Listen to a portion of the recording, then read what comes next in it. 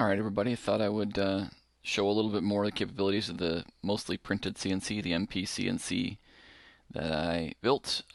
Super cool machine. I have a video here somewhere on me routing, I guess it was foam board with it, but I decided to do, I made it so I'd do a few more interesting things in wood. Here what I've done is I've whipped up a quick model of a picture frame, mitered picture frame. You can see these, angled corners. Thought it might be an interesting test of the machine since miters are pretty hard to do well, by machine or hand. You have to be just exactly on 45 or the gaps will add up. So I thought this might be an interesting accuracy test. So simple model here, just a couple of blocks with 45-degree angles and then a rabbet in it to accept the picture. It's all parametric. That's the boring part. And then machining wise here in Fusion, I've set up one contour pass, 2D contour, which mills the outside of the whole thing, and then a 2D pocket for the rabbets. The reason for that is that the rest machining, where it goes back and does a second operation to pick up parts of the part that haven't been milled yet, doesn't seem to work very well for a lot of the operations like 2D contour or whatever, or at least I can't figure out how to do it. So this is the combination that seemed to produce the most sensible tool path. I guess we can simulate that real quick and see, sort of zip through here and see, what's doing. Let's run through it real fast. It's going around the outsides and then coming back and picking up the pockets with a second operation. So went ahead and did the usual things, and we'll go over to the CNC router next and see how it goes.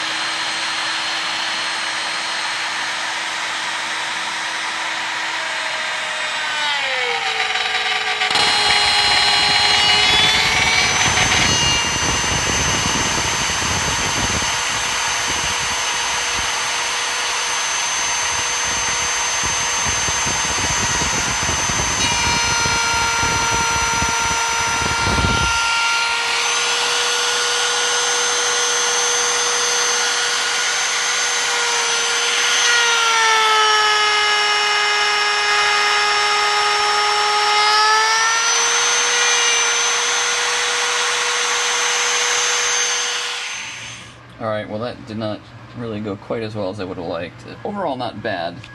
A few things you can kind of see. It's hard to get shots of it here, but there's some divots where it lifted to do these tabs. There's the fact that I failed to account for the thickness of the wood correctly, and that I didn't hold this down very well, so it didn't really cut through, but that's going to be easy to clean up.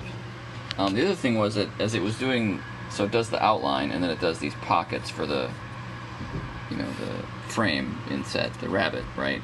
And the second time it came through, it plunged here and just stopped. No idea why. Fortunately, having these end stops means that I was able to line it right back up and start the whole job over again. It didn't cut until it got back to there, but then it kept going. No idea why. Guess we'll have to see how that goes. But anyway, I'm gonna get this out, cut out the waste that we got left by accident there, and see if it fits together. Okay, so let's have a look at what we wound up with here. First thing is, well, I knocked the extra, like the tabs and stuff off the edge with a block plane. That only took a few seconds. And then I wanted to see if these line up well, and I think the answer is that they line, let's see if I get that to focus. They line up really well indeed. Like, so the two pieces are the same size. Kind of knocked out of alignment. I can see I missed a little bit on the outside edge there, but when I hold them down here on the table and clamp them together with my fingers, they're almost exactly the same length. There might be a thousandth of a difference there, but I did knock some of the tabs off on the shooting board, so that might explain it too. Got to do more experiments. So then the question is, what happens if we attempt to assemble it into a frame? How do we do? And the answer is, without clamping it anyway, not too bad. Just get this here. I mean, you can see it's certainly passable. I have personally made worse things by hand. I do think if I get the outside corners tight all the way around, I do wind up with a bit of a gap here. So I'm guessing it's maybe a 1/4 degree out, which could be because even though I've got dual end stops on the machine, I managed to plow the machine right through them, like that actually snapped off the end stop. I had to replace them, and when I put them back on, I had marked where they were, but I'm not sure I got them exactly right, so should probably really redo the test for squareness. Or not. I mean, you know, this level of inaccuracy is certainly, if all I'm trying to do is like get together a picture frame, I can probably clamp that out, like when I go to glue it up and you never see it. Or I could take, and in about 2 seconds, take off, you know, a 1/4 degree on this side and a 1/4 degree over here, or whatever, and then it'd be perfect. And tuning something like that on the shooting board that I have is no problem. So I mean, it's a relative success. I still don't know why it stopped the first time through. I'm not thrilled with these marks here where it, you know, retracted when it was doing the tabs. I think I know why that is. I believe that as it's moving along, it's getting a little bit of deflection, like the force of the wood, you know, cutting the wood is pushing the cutter a little bit from the right hand, a little bit away from the wood. And then when it gets here and it's moving up, just for that brief moment, it has a chance to dwell, and so it digs in just a little bit more. But, you know, really, these aren't that bad either. They're doable, they're correctable with like 2 strokes of a plane or something. They might even just be compression, so I might even be able to steam them out if I wanted to go to that much trouble. All in all, not too bad though. I mean, certainly having these pieces line up. Check these two. Having these pieces line up in length to within, what's that feel like? Maybe 1/1000th. And again, I might have messed that up when I was knocking off the extra that I wound up with because I didn't route deep enough. You know, that's maybe, it's more than 1/1000th. It's maybe more like, you know, 5-6 thousandths. Not too bad. Again, you know, 2 strokes with a shooting plane and we're good to go. And actually, now that I line that up a little bit better, it's even less, maybe more like 2 thousandths just by feel. Certainly in height they're the same, so, you know, seems promising. You can see on this side a little bit of a gap there, although I didn't. Oh yeah, there's a knot, so that could easily be. Yeah, I can feel that knot is sticking up a little bit, so that's probably just these surfaces not being flat, nothing to do with the.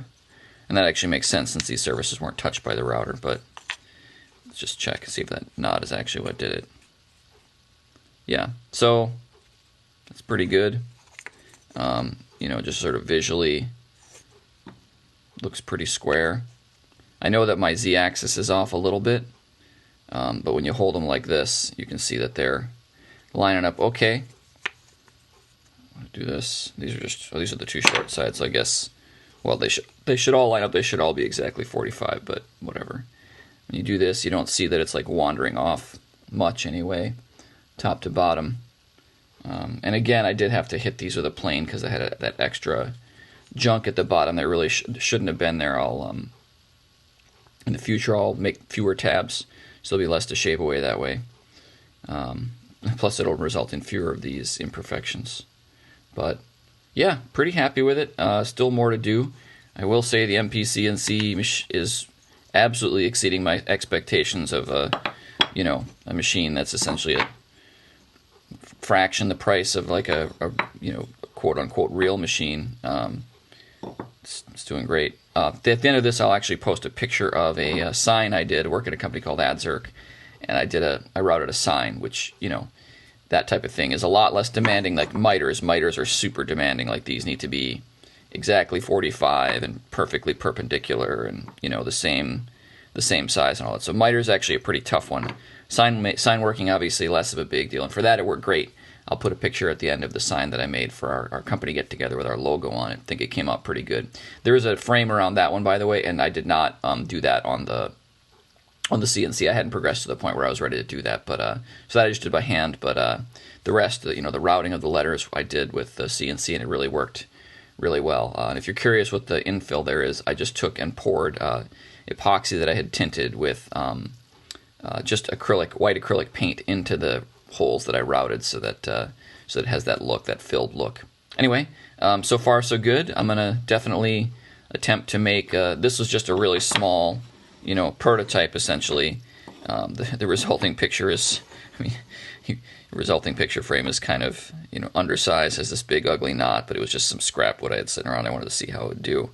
I think I'm happy enough with it that I'm going to go ahead and start trying to make some actual picture frames, and based on what I've learned, we'll see if I wind up tuning up these corners at all on the shooting board. No big deal if I do. Like I said, it's only 1 or 2 swipes with a plane, and then it should be pretty much perfect, but we'll see. I'll keep you in the loop. Thanks.